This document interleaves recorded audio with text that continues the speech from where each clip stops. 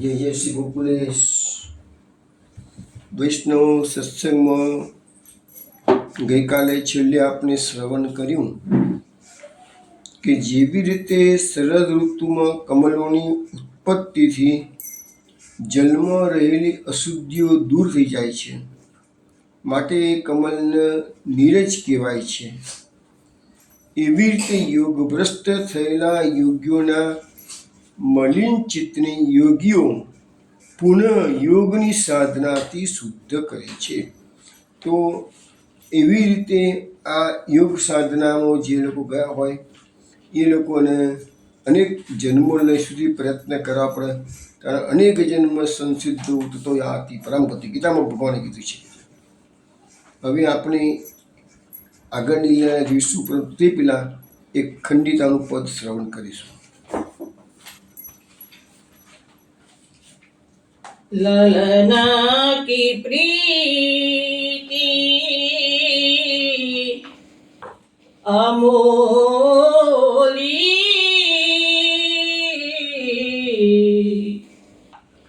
एक रसना कहा कहो सखी. ललन की प्रीति अमोली,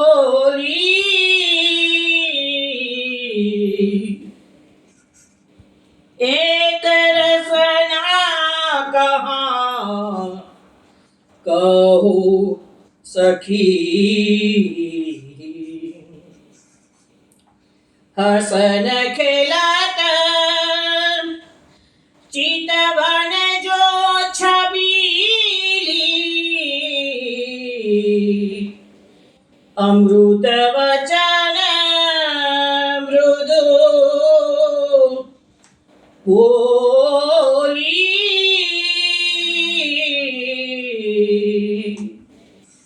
एक रसना कहा कहूँ सखी.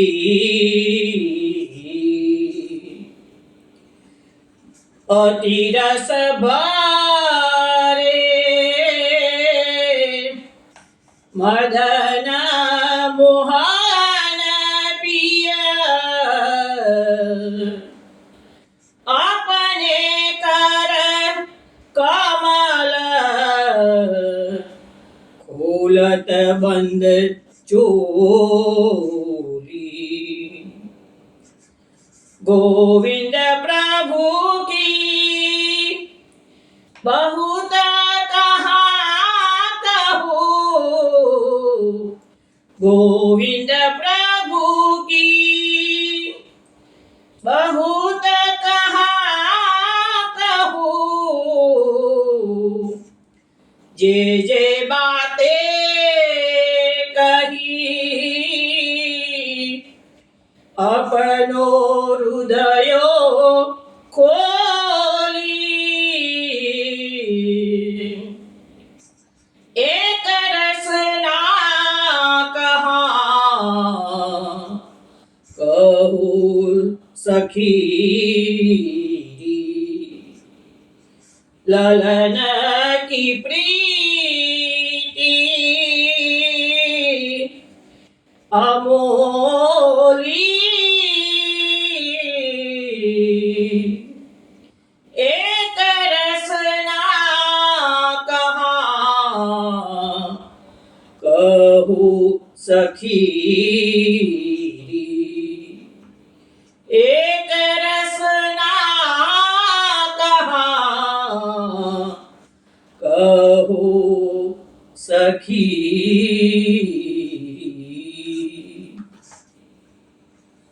વૈષ્ણવો આ પદ આપે બિભાસમાં શ્રવણ કર્યું છે. આમાં ગોવિંદ સ્વામી અહીંયા સ્વામિનીજી પોતાની સખીને પોતાના ભાવ વ્યક્ત કરતા જે કહી રહ્યા છે એ વસ્તુ આ કીર્તનમાં સમજાવી છે. લલન કી પ્રીતિ અમૂલી, સ્વામિનીજી પોતાની સખીને કહે છે કે લાલાને મારી સાથે જે પ્રેમ કર્યો છે તે અમૂલ્ય છે. કેમ? એક રસના કહો સખી રે સખી, મારી તો એક જ જીભ છે, એક જ મોઢું છે કે છે. આ એક મોઢાથી હું શું તને વધારે વાત કરી શકું કે છે. કારણ કે શેષનાગ 1000 મોઢેથી પણ પૂરો ગુણગાન ગાઈ શકતા નથી. સરસ્વતી પણ સદાકાળ લખ્યા કરે એમના ગુણ તો પાર થતો નથી. તો પછી હું એક રસના એક જીભથી એમના કેટલા એના પ્રેમની શું વખાણ કરી શકું. કારણ કે એ પ્રેમ અમૂલ્ય છે.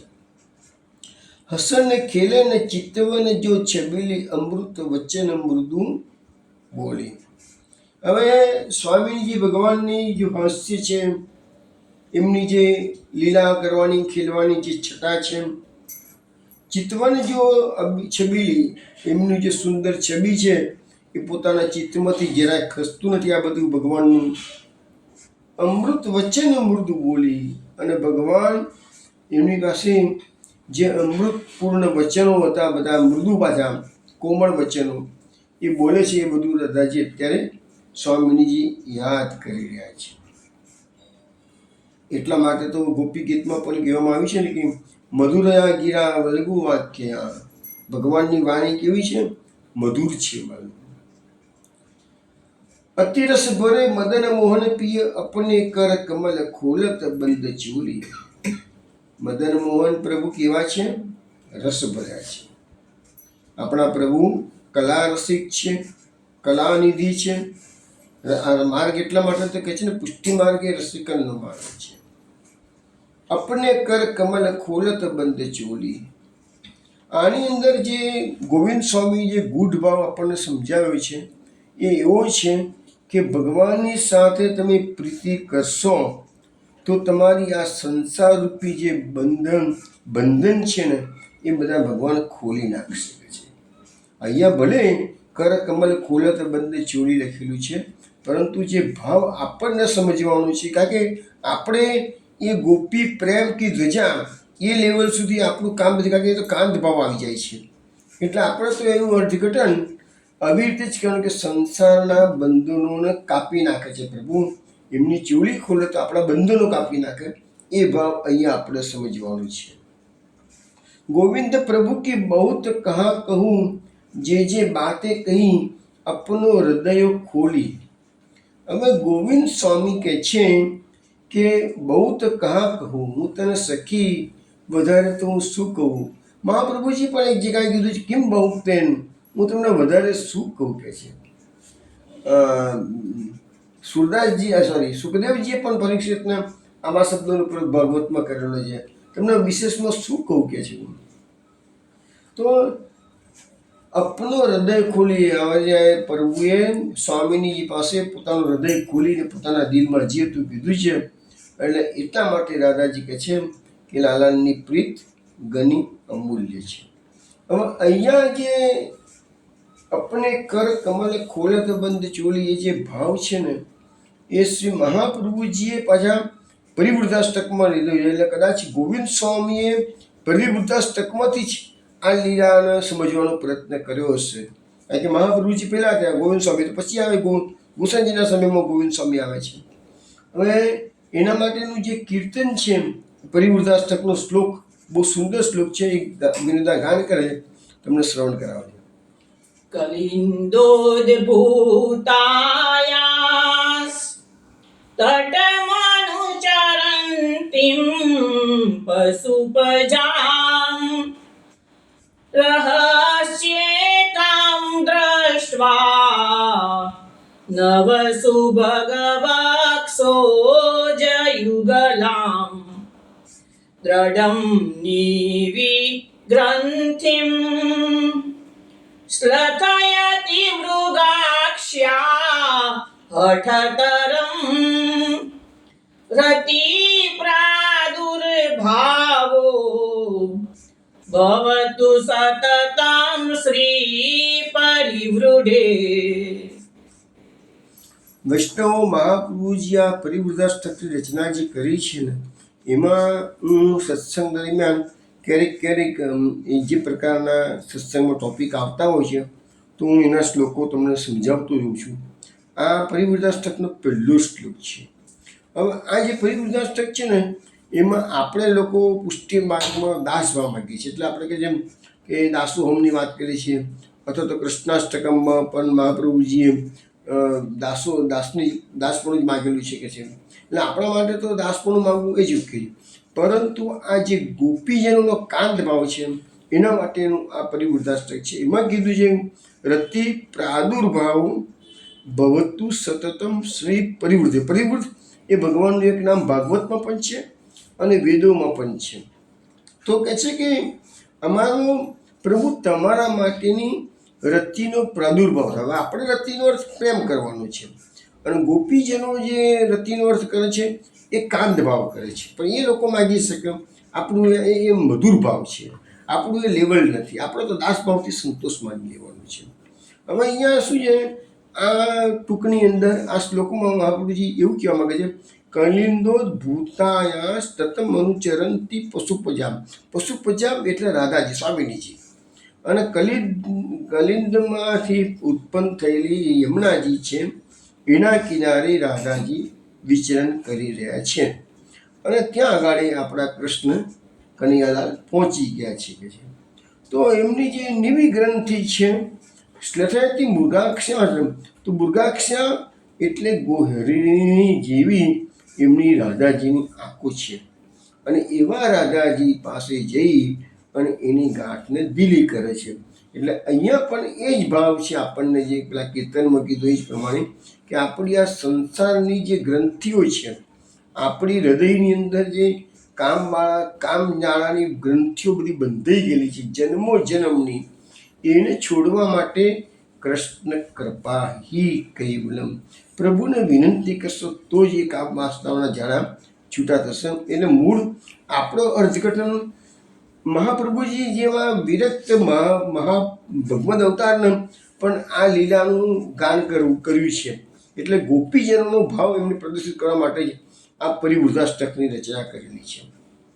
તો વૈષ્ણવો, આ કીર્તન અને આ શ્લોક બંને એક સરખો ભાવ બતાવતું હતું માટે મેં સાથે લીધું છે. હવે આપણે સત્સંગમાં આગળ જઈએ છીએ. હવે ગઈકાલે સત્સંગમાં છેલ્લે આપણે યોગીઓની વાતો કરી હતી. એ બધી વાતો પણ આપણી ગઈકાલે થઈ ગયેલી છે. પણ આજે આપણને એક બીજી વાત વ્યાસ મહર્ષિ કરે છે. શું કહે છે?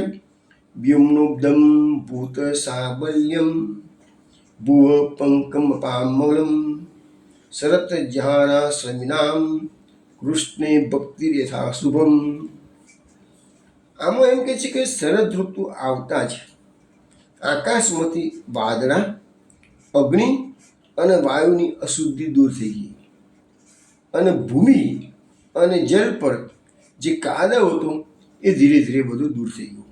એટલે 5 પ્રકારની અશુદ્ધિઓ વર્ષાકાળની હતી એ શરદકાળમાં નાબૂદ થઈ ગઈ, દૂર થઈ ગઈ છે. તો એવી રીતે ભગવાન શ્રી કૃષ્ણની ભક્તિ કરનાર વ્યક્તિને આશ્રમ ધર્મ કોઈ બી પાળતા, ગમે તે આશ્રમ પાળતા હોય, આપણા ભાગવતમાં લખ્યું 4 આશ્રમ ધર્મ છે: બ્રહ્મચર્યાશ્રમ, ગૃહસ્થાશ્રમ, વાનપ્રસ્થાશ્રમ અને સંન્યસ્તાશ્રમ.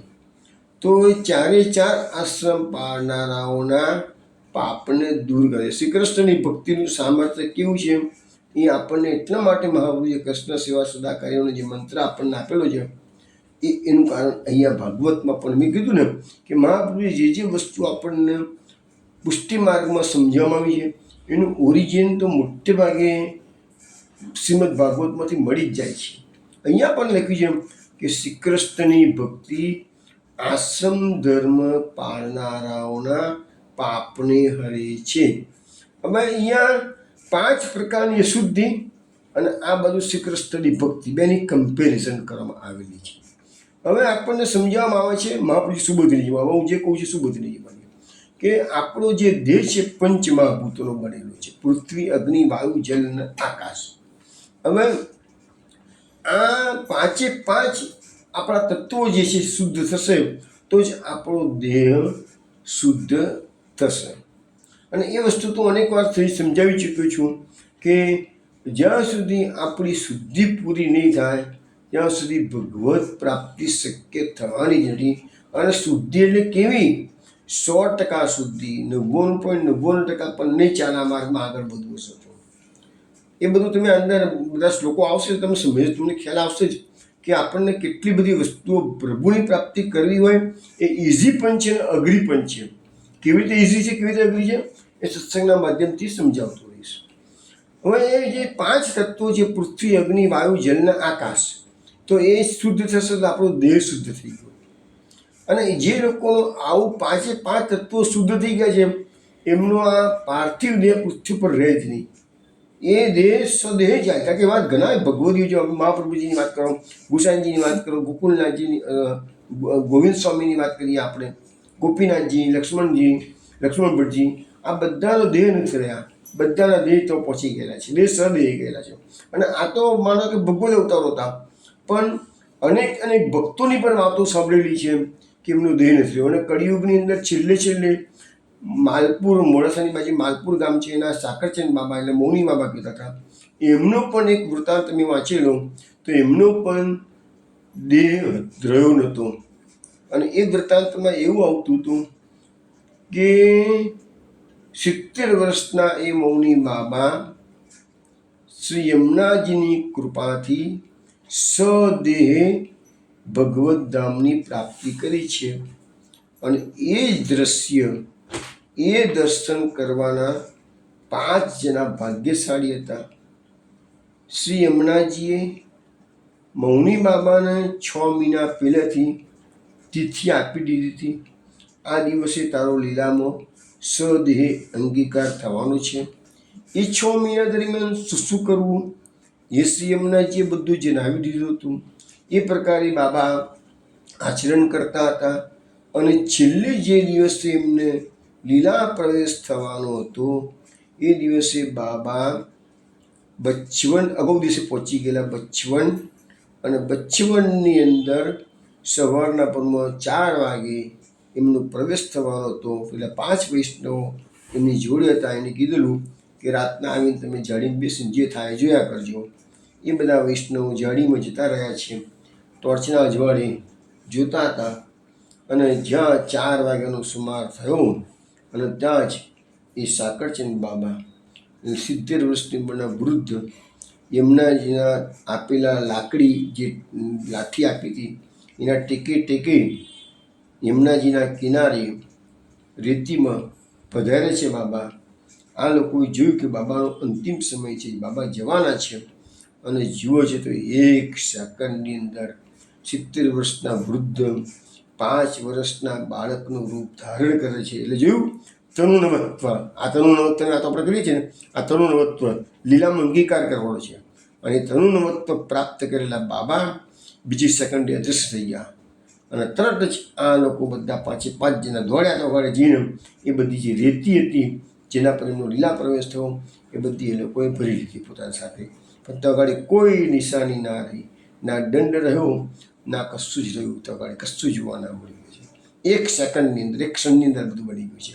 તો એવાનો કહેવાનો મતલબ કે આ દેહની શુદ્ધિ, આ દેહ આપણી જે 5 પ્રકારનો આપણા પંચમહાભૂતનો બનેલો દેહ છે એ શુદ્ધ હશે ને તો જ આ દેહ સાથે ભગવત ધામમાં જવા મળે. અને દેહ અશુદ્ધ હશે તો પણ જેવા પણ અંતઃકરણ શુદ્ધ છે. મુખ્ય વાત તો અંતઃકરણની છે. દેહની શુદ્ધિ હશે તો દેહ સાથે જવા મળશે. દેહની અશુદ્ધિ હશે અને અંતઃકરણ સંપૂર્ણ શુદ્ધ થઈ ગયું હશે તો પણ ભગવત ધામમાં જવા મળે. પણ દેહ પડી જાય તો એ પડી રહેવાનું. આગળ હવે જો આપણે જે સનાતન સંપ્રદાયમાં 4 આશ્રમો છે તો એ 4 આશ્રમોમાં શુદ્ધિ, બધામાં શુદ્ધિ તો બતાવેલી જ છે. અને શુદ્ધ હોય તો તમારો ધર્મ શુદ્ધ થાય.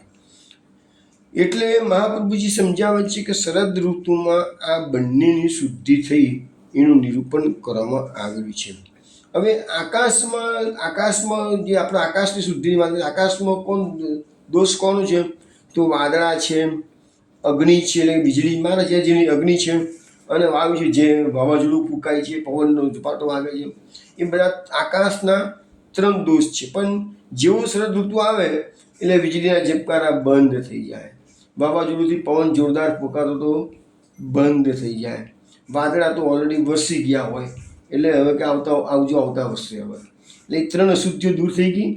પછી એ વર્ષા ઋતુના કારણે જમીન અને જલ પર કાદવ કિચડ થઈ ગયેલો હોય, તો હવે વર્ષા ઋતુમાં વરસાદ બંધ થઈ ગઈ હોય અને શરદ ઋતુ આવી ગઈ હોય, સૂર્યનું તપવાનું ચાલુ થઈ ગયું હોય, વાદળા વચ્ચે આવતા ન હોય, સૂર્યનો પ્રખર તાપ આપણે અનુભવતા હોઈએ અને ત્યાં જે પેલું કિચડ થયેલું છે એ ધીરે ધીરે બધું સુકાઈ જાય છે. એટલે સરોવરના જળ છે એમાં જે રજ છે કે કાદવ છે એ બધું સુકાઈ જાય છે અને સરોવરના જળ નિર્મલ બને છે, જમીન પરનું કાદવ દૂર થાય છે. તો એવી રીતે એ બધી અશુદ્ધિઓ દૂર થાય છે. તો એ પંચમહાભૂતોની અશુદ્ધિ શરદ ઋતુમાં થાય છે એટલે શુદ્ધિઓ દૂર થાય છે. એવી રીતે આપણા દેહની પણ શુદ્ધિઓ શ્રી કૃષ્ણની ભક્તિ કરવાથી જ દૂર થશે. તીવ્રેણ ભાગવતમાં શબ્દ આપણે છે તીવ્રેણ ભક્તિ યોગ. બસ આ વસ્તુ જ મારે સમજવાની જરૂર છે કે તીવ્ર ભક્તિ યોગથી જ આ બધું સાધ્ય બની શકશે. હવે મહાપ્રભુજી સુભદ્રજીની થોડી વિસ્તૃત ચર્ચા કરી છે. થોડાક અંશો હું તમને સમજાવું છું કે ભાઈ એક સવાલ આવ્યો કે શરદ ઋતુમાં 4 આશ્રમોમાં જે દોષ આવે છે કેવી રીતે આવે છે એ મહાપ્રભુજીએ સમજાવ્યું છે. અને પછી કૃષ્ણની ભક્તિથી એ 4 આશ્રમના દોષ કેવી રીતે દૂર થાય છે એ પણ મહાપ્રભુજીએ સમજાવે છે. બંને વસ્તુ હું તમને એકદમ શોર્ટમાં કહેવાનો પ્રયત્ન કરીશ. હવે પહેલો આશ્રમ કયો છે? બ્રહ્મચર્ય આશ્રમ. બ્રહ્મચારી હંમેશા ગુરુકુળમાં જાય અને ગુરુની સેવા કરે છે. તો લખે છે કે જ્યારે આ વર્ષા ઋતુ હોય છે તે વખતે બ્રહ્મચારી હોય એ ગુરુની સેવામાં તકલીફ ઊભી થાય. કારણ કે વરસાદ પડતો હોય તો ગુરુએ આજ્ઞા કરી હોય, દાખલા તરીકે સુદામા અને કૃષ્ણનું આપણે એક્ઝામ્પલ લઈએ તો સાંદીપની ઋષિના આશ્રમમાં બંને રહ્યા, બંને શિષ્યો હતા. ગુરુ પત્નીએ ગુરુ માતાએ આજ્ઞા કરી કે જાઓ જંગલમાં જઈને સૂકા લાકડા લઈ આવો. તો બંને જણા ગયા તો ખરા કે છે, પણ ત્યાં ગયા પછી મુસળધાર વરસી તો લાકડા જેટલા કાપ્યા હતા એ બી ભીના થઈ ગયા અને ઘરે પણ ન આવી શક્યા અને ગુરુને એમના શોધવા માટે નીકળવું પડ્યું છે. તો એ જોઈએ એવી સેવા ના, કારણ કે લાકડા ભી ન લઈ આવ્યા એટલે સેવા બરાબર નથી કરી શક્યા. એટલે બ્રહ્મચારીઓનો ધર્મ પણ અહીંયા સચવાતો નથી વર્ષા ઋતુમાં. એ બધું જ શરદ ઋતુમાં થઈ જશે. પછી ગ્રસ્તાશ્રમ. તો ગ્રસ્તાશ્રમના જે કર્મો કરવાના, ગ્રસ્તીને જે કામ કરવાના હોય તો વર્ષા ઋતુ હોય તો આકાશમાં વાદળા આવી ગયેલા હોય, સૂર્ય તપતો ના હોય. એટલે શું છે કે તમને સમયની ખ્યાલ તાકીદદાર. એ જમાનામાં કેવું હતું, પહેલાંના જમાનામાં ઘડિયાળો હતી નહીં, હવે ઘડિયાળો છે. એ જમાનામાં લોકો જે કંઈ બી કાર્યો કરતા હતા એ સૂર્યની સિચ્યુએશન જે હોય આકાશમાં એના અથવા તારાઓ નક્ષત્રોની જે સિચ્યુએશન હોય એના ઉપર જ એ લોકો બધું જીવન એ લોકોનું હતું. પણ આકાશમાં વાદળ આવી ગયા હોય એટલે રાત્રે તારા ન દેખાય, દિવસના સૂર્ય પણ ઢંકાઈ ગયેલું હોય એટલે સમયનું ભાન ન રહે, એટલે એમના યોગ્ય સમય યોગ્ય કાર્યો થાય નહીં, એ દોષ આવ્યો. પછી વાનપ્રસ્થાશ્રમ. વાનપ્રસ્થાશ્રમને શું છે કે અપરિગ્રહનું વ્રત હોય કે છે. પણ હવે વાનપ્રસ્થાશ્રમવાળા ચોમાસામાં તો બહાર નીકળી ના શકે, એટલે બહાર ના નીકળે એટલે 4 મહિના માટે એ લોકોને પછી વસ્તુઓનો સંગ્રહ તો કરવો જ પડે ને. એટલે અપરિગ્રહનો એમનો જે નિયમ લીધેલો છે એ નિયમ એમને તોડવો પડે છે.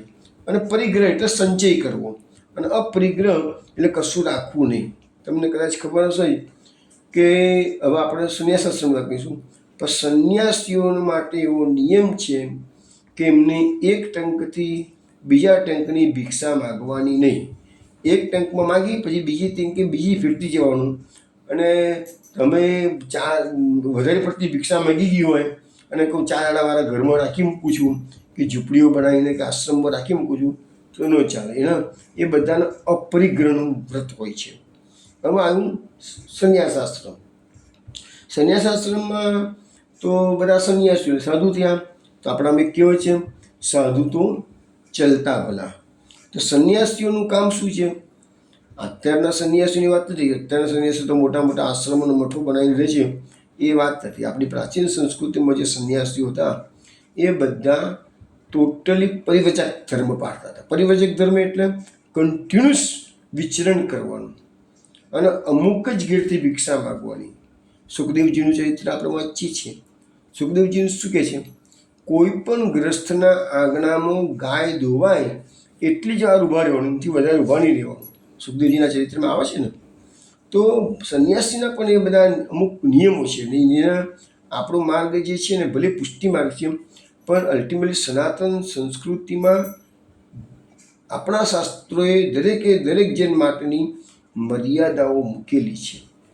આપણે એટલે પરમાનંદદાસજી ભલે કહે છે કે પરમાનંદ વેદ સાગર કી મર્યાદા ગઈ તૂટ, તો એ એવી ઉચ્ચતમ સ્થિતિ પુષ્ટિ માર્ગની આવે ત્યારે મર્યાદાઓનો ભંગ થાય ચાલે, પણ એવરેજ મનુષ્યને તો એ મર્યાદાઓનો ફોલો કરવો જ પડે. કારણ કે આપણે શાસ્ત્રના સિદ્ધાંતથી બંધાવું જ પડશે, નહીં તો પાપ લાગે છે. કારણ કે શાસ્ત્રોની મર્યાદાનું ઉલ્લંઘન, ભગવદ આજ્ઞાનું ઉલ્લંઘન, આ બધું પાપ. કે મેં પાપ નથી કરતા, પાપ લાગે જ છે, બધાને લાગે છે. કોઈ દુનિયામાં માણસ એવો નથી કે જે પાપ ના કરતો હોય. તો સાધુ ચલતા ભલા કે છે. વર્ષા ઋતુમાં પાછો સાધુ માટે નિયમ છે એવો કે એક જ જગ્યાએ રહેવાનું. દરેક ચતુર્માસ ગાળવા માટે દરેક આવા શ્રાવણ અષાઢ સુધી 11 આવશે એ દિવસે ચતુર્માસ શરૂ થશે. એટલે જે પરિવ્રજક સંન્યાસીઓ હોય છે કે આ જૈન લોકોના જે મુનિઓ હોય છે એ બધા એક જ જગ્યાએ વિશ્રામ, એક જ જગ્યાએ રહેવાના 4 મહિના માટે. પછી 4 મહિના ચતુર્માસ પૂરો થશે પછી એ લોકોનું બધાનું વિચરણ ચાલુ થશે. એટલે એ સાધુ એક જ જગ્યાએ રોકાય એટલે એમને એક જ જગ્યાએથી અન્નનું ભોજન મળી રહેવાનું કહે છે. એટલે અન્નાદિના દોષ પણ એમાં લાગુ પડે છે. તો આવી રીતે વર્ષા ઋતુમાં આ 4 પ્રકારના દોષો લાગે છે, પણ શરદ ઋતુ આવે તો 4 પ્રકારના દોષો નીકળી જાય છે. પણ અહીંયા આપણા મૂળ વાત કહે છે શ્રી કૃષ્ણની ભક્તિ. શરદ ઋતુ, વર્ષા ઋતુના દોષો શરદ ઋતુ દૂર કરે છે એ વાત તો સારી છે, પણ આપણે તો એપ્લિકેબલ ક્યાં કરીએ છીએ કે શ્રી કૃષ્ણની ભક્તિથી આ 4 આશ્રમવાળાને શું ફાયદો થાય છે, એ કેવી રીતે એપ્લિકેબલ કરે છે એ આપણને મહાપ્રભુજી સમજાવજો. હવે શરદ ઋતુની જેમ ભક્તિ પણ વર્ણાશ્રમ ધર્મનું પાલન કરનારાના દોષો દૂર કરે છે. કેવી રીતે? તો બ્રહ્મચર્યાશ્રમમાં બ્રહ્મચારીએ ગુરુના માટે ભિક્ષા માગવાની હોય છે.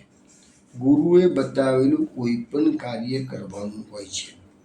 પરંતુ આ ભક્તિ માર્ગ જો તમે પકડ્યો છે તો ભક્તિ કરવાથી બ્રહ્મચારી છે એ ભક્તિથી ઉત્પન્ન અલૌકિક સામર્થ્યથી ભગવાનની પ્રીતિરૂપી જલનું દાન ગુરુને આપે છે. અને ગુરુને જે કંઈ પણ જોઈતું હોય એ ભક્ત જે શ્રી કૃષ્ણની ભક્તિ કરે છે ને તો એ ભક્તિથી જ ગુરુને પસંદ કરે છે. એના માટે બીજી કોઈ આજ્ઞા જરૂરી નથી કહે છે.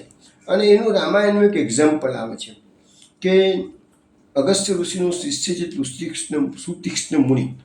તો એને જ્યારે વિદાય લે છે ગુરુકુળમાંથી, તાને ગુરુ દક્ષિણા માગે છે ગુરુજી શિષ્યની પાસે. શિષ્ય કહે છે ગુરુને શું આપવું દક્ષિણા? તાને કહે છે કે તમે મને રામના દર્શન કરાવે છે, એ ગુરુ દક્ષિણા માગી છે. તો કે સારું કહે છે. પછી તું સુતીક્ષ્ણ એવી જગ્યાએ ઝૂંપડી બાંધીને રહે છે કે રામચંદ્રજી, એને ખ્યાલ આવી ગયો કે રામચંદ્રજી ભવિષ્યમાં થોડા વખત પછી અહીંથી પસાર થવાના છે. અને રામચંદ્રજી તો દરેક ભગવાનનો અવતાર છે, એ મર્યાદા પુરુષોત્તમ છે, એટલે એ જાણતા હતા. એટલે એ જ્યારે સુતીક્ષ્ણના આશ્રમમાં કે એમની ઝૂંપડીમાં પધારે છે તાને સુતીક્ષ્ણે કીધું કે પ્રભુ તો પધારે છો પણ મારા ગુરુને વરદાન આપ્યું છે, એટલે મારા ગુરુને તમે દર્શન આપો કે છે. સુતીક્ષ્ણ રામ અને લક્ષ્મણ લઈને સીતા હતી, સીતાની વખત રન થઈ ગયું. તો રામ અને લક્ષ્મણને લઈને સુતીક્ષ્ણ અગસ્ત્ય મુનિના આશ્રમમાં જાય છે, દર્શન કરાવે છે. તો શિષ્ય, આ બ્રહ્મચારી શિષ્ય છે એ ગુરુને આ રીતે ભક્તિથી પ્રસન્ન કરે છે. જે ભિક્ષા માગીને કે બીજી આજ્ઞાઓનું ફળ કરો એના કરતાં આ ઉત્તમ પ્રકારની ભક્તિનું ફળ બતાવ્યું છે. એવી રીતે ગૃહસ્થાશ્રમમાં શ્રી કૃષ્ણની ભક્તિ કેવી રીતે ફાયદાકારક છે તો બતાવે છે કે ગૃહસ્થાશ્રમમાં મનુષ્યને અનેક પ્રકારના લોકોનો સંગ પ્રાપ્ત થાય છે. અને એ બધા જેટલા તમે લોકોના સંપર્કમાં આવો છો એ બધાનો સ્પર્શનો, સાનિધ્યનો દોષ લાગુ પડે છે. એમાંથી તમે જાતની વાતો સાંભળો એની પાસેથી, એટલે એ તમારા મનની અંદર એ બધી લૌકિક વાતો ઘર કરી જાય છે. પછી નજીકના તમારા સગાવાના હોય તો સંસાર શક્તિનો દોષ પણ ઉત્પન્ન થઈ જાય છે. પરંતુ એની સામે જો કૃષ્ણની ભક્તિમાં તમે જીવન જીવતા હશો તો ભક્તિ આસંગ દોષ દૂર કરશે. માટે તો મહાપ્રભુજીએ કીધું છે કે સંગમ સર્વાત્મના ત્યાજ્યમ, સંગનો સદંતર ત્યાગ કરો. પણ સંગ તમે છોડી શકો તેમ ના હો તો ભગવદીઓનો સંગ કરો. પણ મહેરબાની કરીને લૌકિક વાતો કરનારાનો સંગ કદાપી કરશો નહીં. એ બધો સંગ કેવો છે? મીઠો મધ જેવો, લાળ જેવો છે. માયાની મધલાળથી કોણ ધરાયું તું ધરાશ, દયારામભાઈ કહે છે ને, આ પોઝિશન છે આપણી બધાની.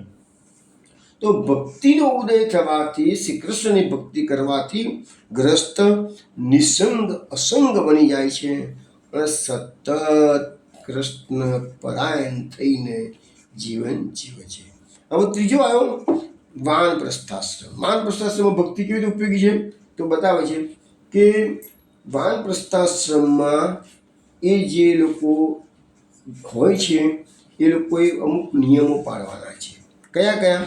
તો કેસ, રૂવાટા, નખ, દાઢી, અષ્ટાંગ, દાંત સાફ ન કરવા. હવે આ બધું આ લોકોને સાફ ના કરી શકાય વાનપ્રસ્થાશ્રમના. બધું વધારવાનું હોય છે. તો એનાથી શું છે કે એ જે સ્વચ્છતા શરીરની જે છે એ મેન્ટેન નથી રહેતી વાનપ્રસ્થાશ્રમ. પણ વાનપ્રસ્થાશ્રમના જે નિયમો છે એ તો ખરા. પણ જો ભક્તિ કરનાર વાનપ્રસ્થાશ્રમી હોય તો એને તો શ્રી કૃષ્ણની પ્રસન્નતા પ્રાપ્ત કરવા માટે નિર્મલ શુદ્ધ રહેવું જરૂરી છે. એટલે આ બધા દોષો એ ભક્તિ કરનારને લાગુ પડતા નથી એવું મહાપ્રભુજી આપણને સમજાવે છે. હવે ચોથો પ્રકાર આવ્યો સંન્યાસાશ્રમ. હવે મહાપ્રભુજી સુબોધરીજી લખે છે કે સંન્યાસીઓ પણ પાછા 4 પ્રકારના છે: કુટીચક, બહુદક, હંસ અને પરમહંસ. આપણે જાણીએ છીએ પરમહંસ કોટીના સંતો, એની આપણે ઘણી વખત વાતો કરતા હોઈએ સત્સંગમાં. હંસ અને એની ઉપર પરમહંસ. હવે આમાં જે કુટીચક જે છે ને એ સંન્યાસીઓ એક જ જગ્યાએ રહે છે અને બાકીના જે 3 કયા બહુદક, હંસ અને પરમહંસ એ 3 ભિક્ષાટન કરીને જ ઉદરપૂર્તિ કરતા હોય છે કે છે. હવે એ સંન્યાસીઓનું જીવનમાં મેં તમને કહું થોડી વાર પહેલાં કે એમને એ ભિક્ષા માગે ને તો એક જ ટંક ચાલે એટલી જ ભિક્ષા એ લોકો પ્રાપ્ત કરવાની હોય છે. એમાં પણ પાછા અમુક 7 ઘરમાં જ ભિક્ષા માગવા જવાનું અને જે આપે લઈ લેવાનું. અમુક સમય સુધી જ ઘરના આંગણામાં ઊભા રહેવાનું. ન ઊભા રહે, ના આપે તો આગળ ચાલતી પકડવાની. 7 ઘરમાંથી માનો કે ભિક્ષા ન મળી હોય, ભગવદ ઈચ્છા ના મળી 7 ઘરમાંથી ભિક્ષા, તો 8મા ઘરે નહીં જવાનું, ભૂખ્યા રહેવાનું. તો આ બધા કડક નિયમો સંન્યાસીને પાળવા પડે. ભાઈ એ તો બધા અત્યારના સંન્યાસી તો ફ્લાઇટમાં પડતા થઈ ગયેલા છે એટલે એવા નિયમોનો કોઈ ક્વેશ્ચન આવતો નથી. આ તો મૂળ આપણો સનાતન ધર્મ છે એની વાતો છે બધી. હવે ભિક્ષા માગીને પેટ ભરવાનું એ લોકો માટે છે, પણ જે લોકો ભક્તિ માર્ગમાં ચાલે છે એને તો આવી કોઈ ચિંતા નથી કરવાની. કેમ? તો એને તો પ્રભુ સેવાના માટે પ્રભુના સ્થાનમાં, કોઈક મંદિરમાં, કોઈ દેવાલયમાં અથવા તો બીજી કોઈ જગ્યાએ સંન્યાસી પણ કૃષ્ણની સેવા કરતા હોય છે. અને એ બધા સંન્યાસીઓ પછી લોકો આશ્રમ બાંધીને રહે, ગમે તે હોય, પણ એવા લોકોનું ઉદરપૂર્તિ ભિક્ષાથી નહીં પરંતુ ભગવત પ્રસાદથી થાય છે. ભગવાનને જે ધરાવ્યો છે એ જ પ્રસાદ, ભગવાનને જે ભોગ ધરાવ્યો એ જ પ્રસાદ એ બધા સંન્યાસીઓ તો સંન્યાસીનો, ગ્રસ્તીઓ તો ગ્રસ્તીનો. ઉદરપૂર્તિ માટે ભિક્ષા માગીને ગમે તેવું અન્ન મળે, કારણ કે એ ગ્રસ્ત માણસ કેવો હોય અને કેવું તમને આપે છે તો કોઈને ખબર નહીં. પણ એ બધું એને વિચારવાનું હોય નહીં. પણ કૃષ્ણની સેવા કરનારને આ મોટામાં મોટો ફાયદો છે. ગમે તે આશ્રમ ફોલો કરતા હોય એ બધાનું ચિત્ત મલિન થયેલું હોય તો પણ શુદ્ધ થઈ જાય છે. હવે અહીંયા લખે છે મહાપ્રભુજી આગળ કે પાપોના નિવારણ માટે ઉપનિષદમાં જ્ઞાનના જે સાધનો કયા છે તે પણ ભક્તિથી સિદ્ધ થાય છે. અહીંયા ભક્તિથી તમને જ્ઞાન, એટલે એવું જ્ઞાન અને વૈરાગ્ય એ ભક્તિના દીકરા છે. આ વસ્તુ આપણે કોઈ વખત ભાગવત મહાત્મ્યની વાત નીકળે છે ત્યારે સમજાવેલું છે આપણે કે ભક્તિ એ જનની છે, માતા છે, અને માતાની જોડે જ્ઞાન અને વૈરાગ્ય આવવાના જ છે. અને બીજું શું છે કે મહાપ્રભુજીએ પણ નિરોધ લક્ષણમાં તો આપણને સમજાવ્યું છે કે ભગવત ધર્મ સામર્થ્યાત વિરાગો વિશેષ સ્થિર. તો વૈરાગ્ય તો તમારું ભગવત ધર્મના સામર્થ્યથી આવવાનો જ છે, અને ન આવતો હોય તો માની લેવાનું કે આપણી ક્યાંક કચાશ. મહાપ્રભુજીમાં ભૂલ ના થાય કોઈ દાડો. મહાપ્રભુજી ખોટું લખત નહીં કોઈ સંજોગોમાં, ભાનીના પતિ છે એટલે ક્યાંક આપણી કચાશ. એટલે જે ભક્તિ તમારામાં છે કે નહીં એ ચેક કરવું હોય તો આ પણ એક ટેસ્ટ. મહાપ્રભુજી ઘણા ટેસ્ટ આપેલા છે, એમાં આ એક ટેસ્ટ છે. તો જોડે જોડે જ્ઞાન પણ આવશે, એની વસ્તુ છે. હવે મહાપ્રભુજી સમજાવે છે બીજું આ શ્લોકની સુબોધનીજીમાં. આમ તો ઘણી લોબી છે, હું ટૂંકું જ મેં લીધું છે, થોડુંક છે કે ભક્તિ કરવાથી ભક્તને ભગવત પ્રસાદની પ્રાપ્તિ થાય છે. ભગવત પ્રસાદ એટલે કે કૃપાની પ્રાપ્તિ થાય છે. પહેલા દિવસે તમે ભક્તિ શરૂ કરશો ને તો પહેલા દિવસ જો નો ડાઉટ ભક્તિ કરવાનું મન થાય એ પણ એક કૃપા જ છે. તમે ભક્તિ માર્ગમાં પ્રવેશ કર્યો, ભલે પાપા બગલી કરો છો પણ પ્રવેશ કર્યો ને તો એ બી કૃપા હોય તો જ તમે પ્રવેશ કરી શકશો. બાકી ભક્તિ કરવાનું સામર્થ્ય નથી હોતું, ભગવાનની કૃપા વિના તો કોઈને. હવે ભક્તિ તમે શરૂ કરી એટલે તમારો હૃદયરૂપી હૃદયરૂપી જે ભૂમિ છે એનો કાદવ દૂર થવા. એટલે શરદ ઋતુમાં જેવી રીતે કાદવ દૂર થાય છે એવી રીતે ભક્તના હૃદયમાં જે કચરો છે, મેલ છે, એ બધી અશુદ્ધિઓ ભક્તિના પ્રતાપથી ધીરે ધીરે દૂર થશે. આજે તમે ભક્તિ કરી તો આજના જે તમારું હૃદય શુદ્ધ થઈ જાય એવું નહીં બને, પણ ધીરે ધીરે ધીરે ધીરે જેટલો કચરો વધારે એટલી ભક્તિની તીવ્રતા વધારે જોઈએ, અને જેટલો કચરો તમારો અંદરનો ઓછો એટલી ભક્તિ ઓછી ભક્તિથી જ તમને સીધું જ પ્રભુની પ્રાપ્તિ થઈ જશે. પણ 100% અંદરની અશુદ્ધિઓ નીકળશે ત્યારે જ પ્રભુની પ્રાપ્તિ થશે. હવે એક સિદ્ધાંત આગળ મહાપ્રભુ સમજાવે છે કે ભક્તિ દ્વારા ભગવાનના ચરણારવિંદને સ્નેહરૂપી જલથી આર્દ્ર તમે કરશો. ભગવાનના ચરણારવિંદને હવે આપણી ભક્તિ કઈ ચરણારવિંદની ભક્તિ વાગે છે? એ ચરણારવિંદની ભક્તિમાં ભગવાનનો સ્નેહરૂપી જલ એટલે તમારી આંખમાંથી આંસુ નીકળશે તો જ ભગવાનનું સ્થાપન તમારા હૃદયમાં થશે. ભગવાન હૃદયમાં ક્યારે પધારશે?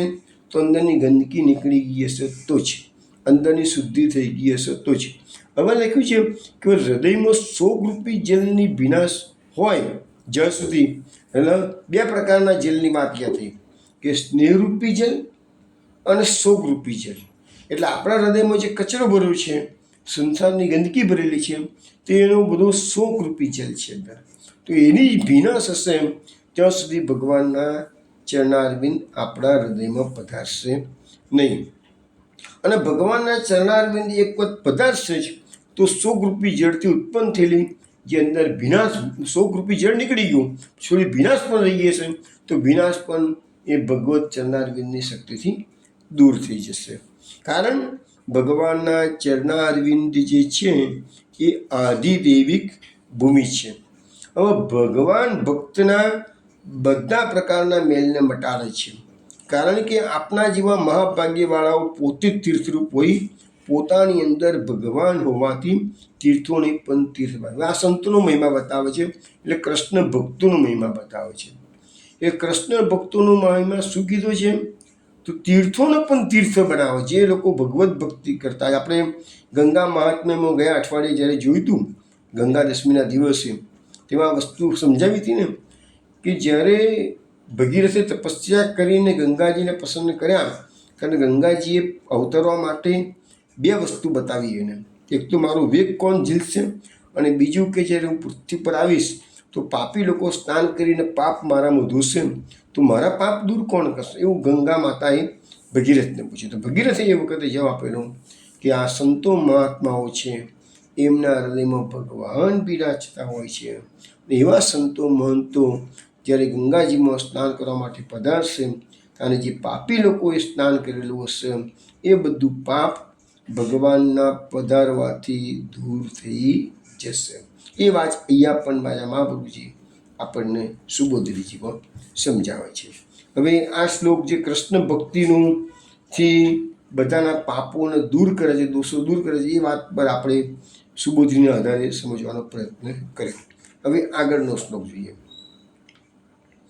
સર્વસ્વં જલદાહિત્વા વિરેજુ શુભ્રવર્ચસ યથા તક્તેષ્ણા શાંતા મુનિયો મુક્ત કિલ્બિષા. એમ સમજાવે છે જેવી રીતે મેઘો પોતાનું જળ સ્વરૂપ સર્વસ્વ ત્યાગી નિર્મળ થઈને શોભે છે, એવી રીતે જે શાંત મુનિઓ છે એ પોતાની બધી કામનાઓનો ત્યાગ કરી અને પાપ રહિત થઈ ગયા હોય એવા શાંત મુનિઓ શુદ્ધ થઈ તેજસ્વી થઈને શોભે છે. હવે અહીંયા જેવી રીતે આકાશમાં મેઘોની પાસે શું છે? દાન કરવા જેવું જલ છે. વર્ષા ઋતુ દરમિયાન મેઘો પોતાનું આખા 8, આપણે પહેલાં પણ શ્લોક આવી ગયો જોયું ને, 8 મહિના સુધી બધું લે કર્યું છે અને પછી 4 મહિના આપવાનું છે. 8 મહિના લેવાનું અને 4 મહિના આપવાનું. હવે એ આપી તો દીધું એમને. વાદળાની પાસે જેટલું જલ હતું એ બધું વર્ષા ઋતુમાં ખાલી કરવું જ પડે. ના ખાલી કરે તો પછી 4 મહિના તો સુધી, 8 મહિના સુધી તો એને પછી લે કરવાનું છે. એટલે એ વાદળા જે શ્યામ હતા એ વાદળા હવે શરદ ઋતુ આવી એટલે શ્યામના બદલે શ્વેત થઈ ગયા. એટલે પોતાનું મેઘોએ પોતાનું જે સર્વસ્વ છે એટલે જલ છે એ દાન કરી દીધું છે. તો અહીંયા બધું દાન કરવાનો મહિમા આપણને આમાં સમજાવવામાં છે. તો મુનિ લોકો શું કરે છે? પોતાની અંદરની જે કામનાઓ છે, વાસનાઓ છે, એનો ત્યાગ કરે છે. અને એવી રીતે વાદળા શુદ્ધ થઈ ગયા એવી રીતે મુનિ લોકો પણ શુદ્ધ થઈ અને તેજસ્વી થઈ અને શોભે છે. હવે મહાપુરુષ સુબોધજીમાં આ વાતને બી બહુ સરસ રીતે સમજાવી છે. લખે છે કે જેમ મૃત્યુના સમયે જીવાત્મા પોતાની સાથે કશું પણ લઈ શકતો નથી. મૃત્યુ દરેકનું વહેલું કે મોડું આવવાનું છે, દરેક જણ જાણે છે. અને એ પણ દરેકને ખબર છે કે મૃત્યુ પછી એની સાથે જે કર્મો છે, ધર્મો છે, એ જ આવવાનું છે. આ ભૌતિક સંપત્તિ, લૌકિક પ્રતિષ્ઠા, આમાંનું 1% 1 અંશ પણ બધા જ જાણે છે. છતાંય દરેક જણ જીવનના છેલ્લા દિવસ સુધી ધનનો સંચય કરવાનો પ્રયત્નશીલ રહે છે. એ હકીકત છે. એનું કારણ માયાનું બળ છે, કાળનો પ્રભાવ છે, સમયનો પ્રભાવ છે. તો શરદ ઋતુમાં શરદ ઋતુનો જે કાળ આવ્યો, સમય આવ્યો એટલે મેઘો કશું રાખી શકતા નથી. જલ હોય બધું આપી દો ચલો.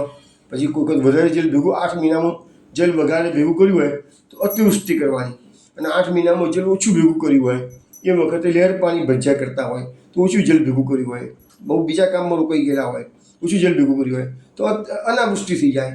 આ વસ્તુ છે. તો અહીંયા શરદના આગમનથી મેઘોએ પોતાનું સર્વસ્વ એટલે જલ દાન કરી દીધું. મેઘોનો ધર્મ છે દાન કરવાનો, અને અહીંયા લખ્યું છે કે ધર્મ અનુસાર દાન કરી સર્વસ્વ દાન કરવું એ જ સર્વ પાપોનું પ્રાયશ્ચિત છે. બોલો હવે વિચાર કરો કે સર્વસ્વનું દાન કરવાની વાત કરી છે તો મહાપ્રભુજી આત્મનિવેદનનો માર્ગ આપણો પકડાવ્યો છે એ આમાંથી લીધો છે. આપણે પણ પહેલા દિવસે બધું નિવેદન કરી દઈએ છીએ. પુષ્ટિ માર્ગમાં પ્રવેશ થયો એ દિવસે આપણું આત્મનિવેદન થઈ ગયું છે, આત્મા સહિત સમર્પણ કરીએ છીએ. બીજું બધું તો ખરું જ, પણ આપણો આત્મા બી કૃષ્ણનો આત્મા થઈ ગયો એમ. તો અહીંયા લખ્યું છે કે સર્વસ્વનું દાન કરવાનું. મેઘોએ આ પ્રાયશ્ચિત જ્ઞાનપૂર્વક કર્યું તેથી શુભ તેજવાળા થયા, સુશોભિત થયા. હવે મહાપ્રભુજી સુબોધજીને જણાવે છે કે પાપનો રંગ નીલ એટલે કાળો, મેઘોનો રંગ કાળો અને પાપનો રંગ કાળો, અને પુણ્યનો રંગ શુક્લ સ્વચ્છ છે, શ્વેત રંગ છે પુણ્યનો. તો મેઘોમાં જે દાન બધું કરી દે છે એટલે પછી એ બધા સ્વચ્છ થઈ જાય છે. સ્વચ્છ થઈ જાય છે એટલે એમને વર્ષાનું દાન કર્યું એટલે પુણ્યશાળી મેઘો થઈ ગયા. એટલે બધા પુણ્યનો રંગ છે શુક્લ શ્વેત, એટલે બધા શ્વેત થઈ ગયા કે છે. એ રીતે મહાપ્રભુજી આપણને અહીંયા સમજાવેલું છે. હવે જે મુનિ લોકો સર્વ કામનાઓ ત્યજીને શાંત થઈ ગયા છે તે જે હકીકત છે તમને કે જેટલી કામનાઓ તમારા મનમાં કે અંતઃકરણમાં વધારે છે એટલું જ તમારું મન અશાંત રહેશે. તમે જુઓ આજકાલ તમે નાની નાની ઉંમરના લોકોને હાર્ટ એટેક થતા હોય છે, બીપી, ડાયાબિટીસ, કોલેસ્ટ્રોલ લગભગ કોમન થઈ ગયું છે, બહુ જ કોમન થઈ ગયું છે હતું. તો એ બધું કેમ છે? આ કે આપણી જે ટેન્શનવાળી છે, આપણું જે લાઈફસ્ટાઈલ છે કેવી છે, એ ટેન્શનવાળી છે. નિષ્પૃહ જીવન જીવતા હોય કે મહાપુરુષજી કહે છે, મહાપ્રિય સિદ્ધાંત પ્રમાણે આપણે જીવન જીવતા હોઈએ તો પ્રાપ્તમ સેવેત નિર્મમ, આ મહાપ્રિય સિદ્ધાંત છે. પ્રાપ્તમ સેવેત નિર્મમ, મમતા રહિત થઈને જે કંઈ તમને મળી જાય છે એનો તમે આનંદ લો, ભોગવો. પણ મમતા રહિત થઈને પછી લાવ એ નહીં વાત. એ કર્યું તો બીજી કામનાઓ શાંત થવાને બીજું શું છે કે કામનાઓ કેવી છે, તમારી એક કામના જો ભગવાન પૂરી કરશે ને તો તમારી બીજી 10 કામના ઊભી રહે. 10 કામનાઓ ભગવાન ઊભી કરશે ને, પૂરી કરશે ને તો બીજી 100 કામના, એનો અંત જ નથી આવવાનો. એટલે એનો બેસ્ટ રસ્તો એક જ છે કે સર્વ કામનાઓનો ત્યાગ કરી દેવો. હવે આપણું જે અંતઃકરણ છે, હું ઘણી વખત અંતઃકરણ શુદ્ધિ વિશે વાત કરું છું, એની જ વાત અહીંયા આવે છે કે અંતઃકરણના 4 તત્વો: મન, બુદ્ધિ, ચિત્ત ને અહંકાર. હવે એ ત્રણેના 4 અધિષ્ઠાતા દેવો પણ છે, બધા તમને સમજાવેલા છે. ચિત્તના દોષો, મન, બુદ્ધિ, ચિત્ત ને અહંકાર, આ 4 આપણી અંતઃકરણની વૃત્તિઓ. એમાં ચિત્તના દોષો કયા છે? તો અહીંયા ભાગવતમાં સુબોધનીજીમાં 3 એસના બતાવવામાં આવેલી છે: લોકેશના, વિત્તેશના અને અર્થેશના. પણ મેં જે બીજી જગ્યાએ વાંચ્યું છે એમાં 4 એસના બતાવવામાં આવેલી છે: લોકેશના, વિત્તેશના, દારેશના અને પુત્રેશના. પણ અહીંયા આ સુબોધનીજીમાં અર્થેશનાની અંદર જ પુત્ર સહિત સ્ત્રીની કામના એટલે પુત્રેશના અને દારેશના. આ દારેશના એટલે સ્ત્રી, દાર એટલે સ્ત્રી, દારા એટલે સ્ત્રી. તો દારેશના આવી જાય છે, પુત્રેશના જે છે એટલે બંનેનું કમ્બાઈન કરીને મહાપ્રભુજીએ અર્થેશના મૂકેલી છે. તો આ 3 પ્રકારની આપણી અહીંયા જે છે, તો આ 3 પ્રકારની કામનાઓ રહી છે. તો લોકેશના એટલે શું છે? લોકો મારી વાહ થાય, હું બહુ પ્રસિદ્ધ થઈ જાઉં, બરાબર છે, તે લોકેશના કહેવાય. પછી વિત્તેશના એટલે શું છે કે વધુમાં વધુ પૈસો ભેગો કરવો અને પૈસાથી લક્ઝરિયસ લાઈફ જીવવાનું હોય, તો એ બધી વિત્તેશના છે. પછી અર્થેશના એટલે શું છે કે પુત્ર અને સ્ત્રી માટેની આસક્તિ, એ બધું અર્થેશના છે. કે પૈસો હશે જ તો જ પુત્ર અને સ્ત્રી તમને સારી રીતે રાખી શકશે, નહીં તો આપણે આજે જ કદાચ વાત આવશે ભિક્ષુ પિતાની, અડધું જ કરશે. પૈસા ના હોય, જે ગરીબ ગ્રસ્ત હોય છે એને પોતાની સ્ત્રી કે પોતાના પુત્રો, સંતાનો પણ એને અડધું જ કરતા હોય છે. એ વસ્તુ 11મા સ્કંદમાં ભિક્ષુ પિતાની અંદર સમજાવવામાં આવશે. પછી બુદ્ધિનો દોષ છે એ અતિશય મૂર્ખતા છે. મનનો દોષ છે એ બહારના વિષયોમાં આસક્તિ છે. પછી અહંકારનો દોષ જે છે એ સન્નિપાત રૂપ છે. એટલે આ 4 પ્રકારના દોષો કૃષ્ણની ભક્તિ કરવાથી દૂર થઈ જવાના છે. હવે અહીંયા લખ્યું છે કે જેનું મન આત્મામાં જ પરોવાયેલું રહેશે તે મુનિ છે. મુનિ કોને કહેવાય? જે મૌન ધારણ કરે એને મુનિ.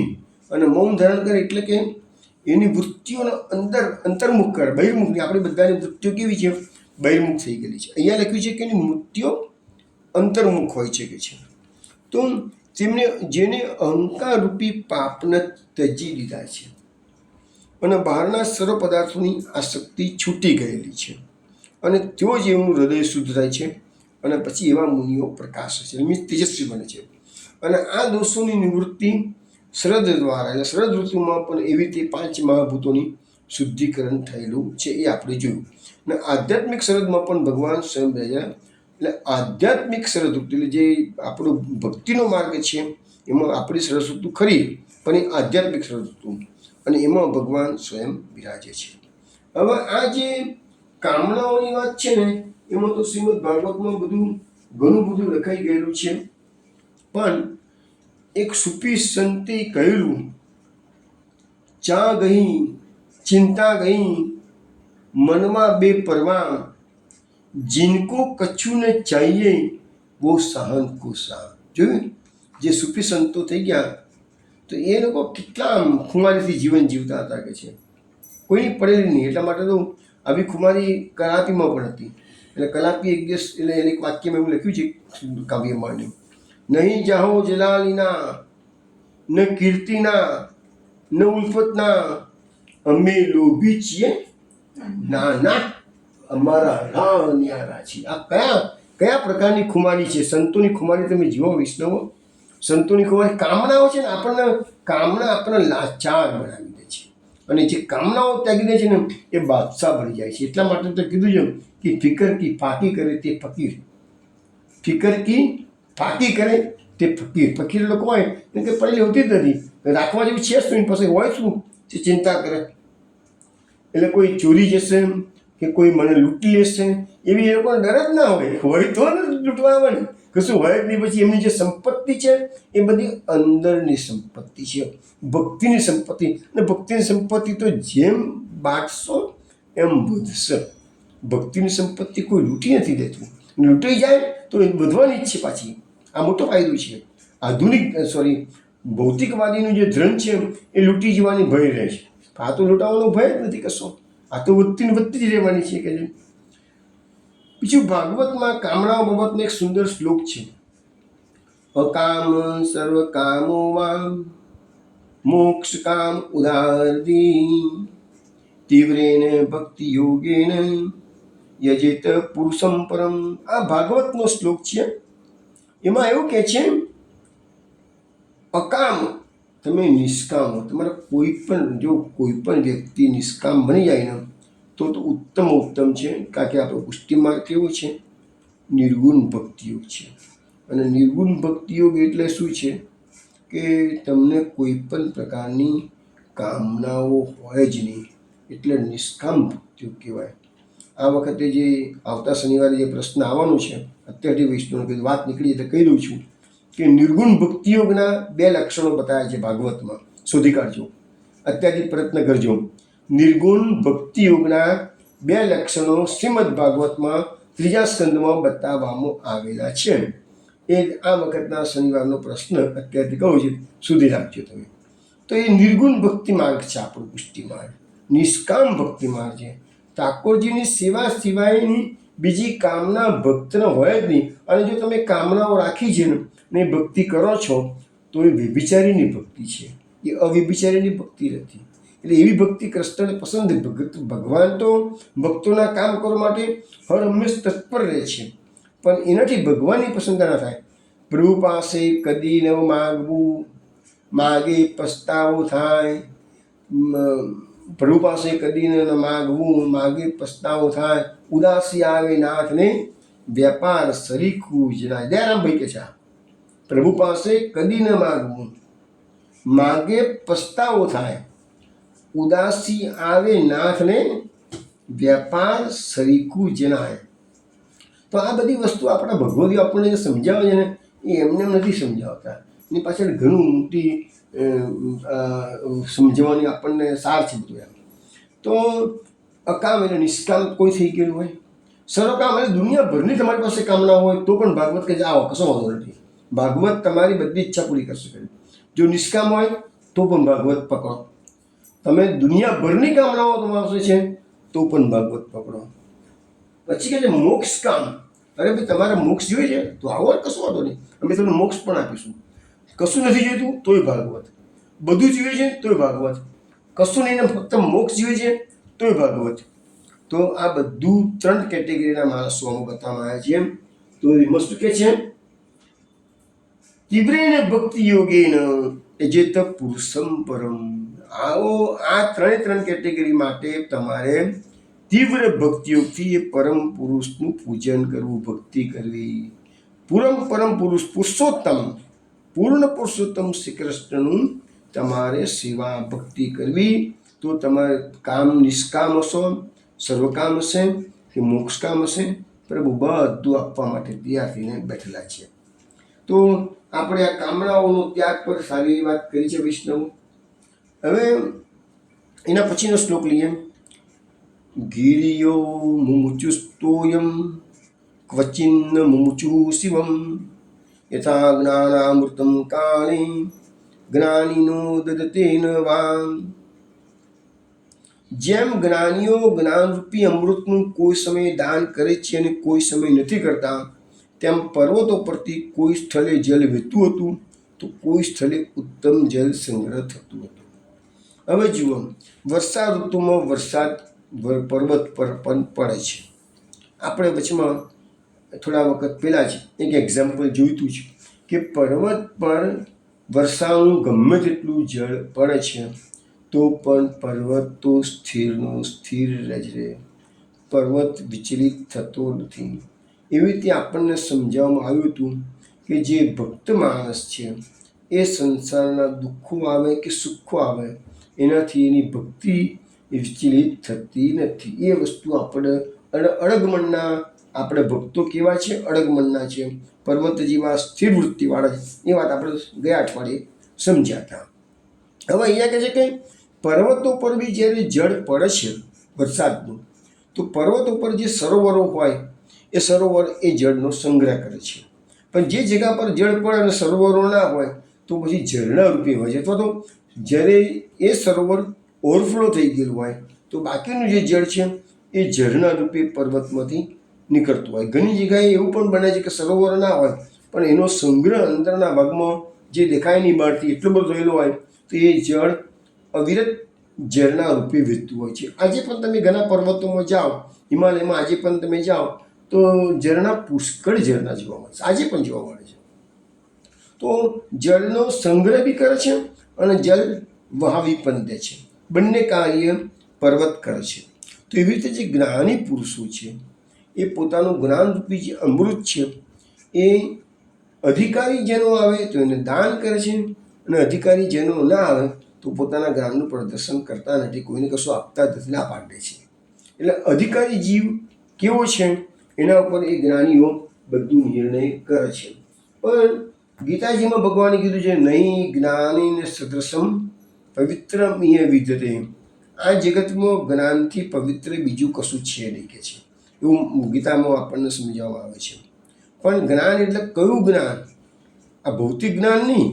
આપણે જે વિજ્ઞાનની વાતો કરીએ છીએ એ વિજ્ઞાનની વાતો અહીંયા નથી. આ જ્ઞાન કોઈ આધ્યાત્મિક જ્ઞાન છે. સા વિદ્યા યા વિમુક્ત, જે આ સંસારના જંજાળથી તમને મુક્ત કરે એ જ સાચી વિદ્યા છે. અત્યારે જે વિદ્યાઓ આપણે ભણીએ છીએ ને એ બધી પેટ ભરવાની વિદ્યા છે કે છે. તો અહીંયા મહાપુરુષ સુબોધની સમજાવે છે જેઓની અંદર ખરું તત્વ છે તેવાઓ જ જ્ઞાનમાં નિપુણ છે, અને એવું જ્ઞાન શુદ્ધ અને સર્વ દોષો મટાડનારું છે. એટલા માટે તો આપણને સંસ્કૃતમાં કહેવામાં આવ્યું છે કે એકેને વિજ્ઞાતેન સર્વમ વિજ્ઞાતમ ભવતી. એક પ્રભુને જાણવાથી દુનિયાભરનું બધું જ જ્ઞાન તમને પ્રાપ્ત થઈ જાય છે. મહાપુરુષ સુબોધજીમાં વિશેષ લખે છે કે મહાન પુરુષોના મનમાં તાપ રહેતો નથી, એટલે સૂર્ય વગેરેનો તાપ પણ એમને દુઃખ કરતો નથી. એ મહાપુરુષોના જીવનની અંદર મન પર્વત જેવા સ્થિર હોય ને એટલે સૂર્યનો તાપ આવે કે ગમે તે આવે, દુનિયાના ગમે તે દુઃખો આવે તો પણ એ અડગમનના હોય છે. એને લખ્યું છે કે પર્વત તો પોતાની ઈચ્છા પ્રમાણે જલ છોડે છે અને જ્ઞાની પુરુષો પણ માત્ર પોતાની ઈચ્છા પ્રમાણે અધિકારી જીવોને જ જ્ઞાન આપે છે. પહેલાંના જમાનામાં જે ગુરુજનો હતા એ ગુરુજનો પાસે કોઈ દીક્ષા લેવા જાય તો એ ના પાડી દેતા હતા. લાગે કે અધિકારી જીવ છે તો જ એને દીક્ષા આપતા હતા. તો એ ગુરુનું એનું કારણ છે કે ગુરુ જ્યારે શિષ્યને દીક્ષા આપે છે ત્યારે એની આધ્યાત્મિક જવાબદારી એને લેવી પડે છે. એ શિષ્યનું પતન થાય તો એનો જવાબ ગુરુને આપવો પડે છે, ભગવાનને. એટલે એ જે સાચા ગુરુજનો છે એ આડેધડ દીક્ષાઓ આપતા નથી અને આડેધડ સેવકો કરતા પણ નથી. હવે અહીંયા લખ્યું છે કે જ્ઞાન એ મરણને મટાડનારું અમૃત સમાન છે.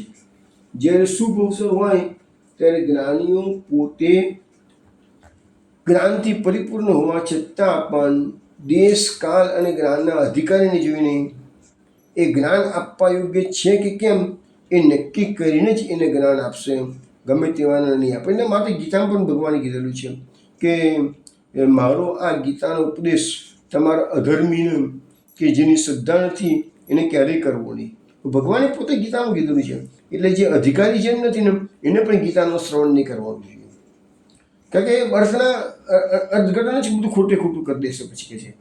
પછી લખ્યું છે મહાપ્રભુજી સુબોધનીજીમાં કે ભવિષ્યમાં સંપ્રદાયને ટકાવી રાખે એવા છે કે નહીં એવું સમજીને પછી દાન કરવું જોઈએ કે છે. એટલે ખોટે માર્ગે જો એનો લાભ લે કોઈ તો ઘણી વખત લોકો ધર્મના ઉઠો બનાવી અને એનો ભૌતિક લાભ ઉઠાવતા હોય છે. આવા પણ પ્રસંગો સાંભળેલા છે. તો એવા બધામાં ગુરુએ વિચારવાનું કે ભાઈ એવા જે ધર્મનો ઉપયોગ પૈસા કમાવા માટે કરતા હોય તેવો ધર્મ એ ધર્મ નથી. તો એવાને પછી દીક્ષા અપાય નહીં, એવાને જ્ઞાન અપાય નહીં કે છે. પછી આપણે સમજીએ છીએ કે ભાઈ કુપાત્રને દાન થતું આપણે સામાન્ય રીતે પણ કહે છે કુપાત્ર દાન નહીં કરવાનું, સત્પાત્ર હોય એને જ દાન કરો કે છે. એટલે જે અધિકારી જે જીવ છે જેને ખરેખર નીડી પડે છે એને જ આપો. જેની પાસે ઓલરેડી પૈસા ભેગા થઈ ગયેલા હોય, ઘણા ભેગા થઈ ગયેલા હોય, એને તમે દાન આપો તો એ તો પૈસાની સંગ્રહખોરી કર્યા કરે છે. તો એનો અર્થ પણ જેને રિયલી નીડી છે એવાને દાન કરો કે છે. તો આવી રીતે આપણે આ દાનનો મહિમા જોયો. હવે શ્રીમદ ભગવદ્ ગીતાની અંદર પણ દાનના વિશે અમુક શ્લોકો છે અને એમાં એવું કહેવામાં આવેલું છે કે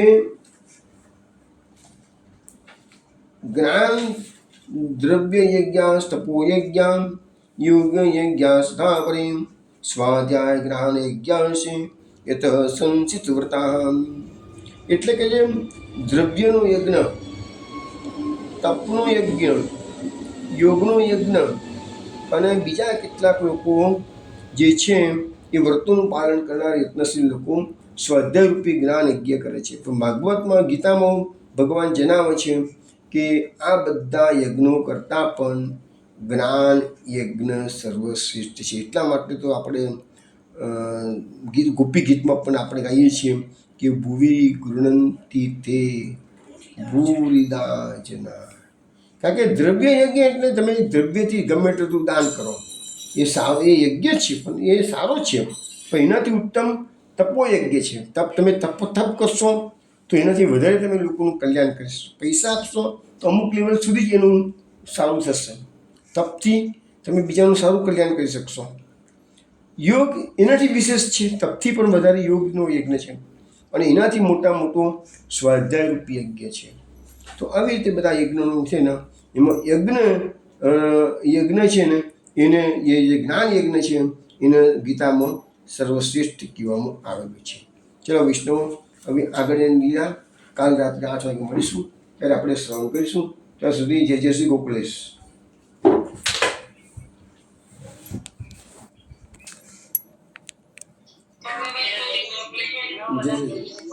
જય શ્રી ગોકુલેશ.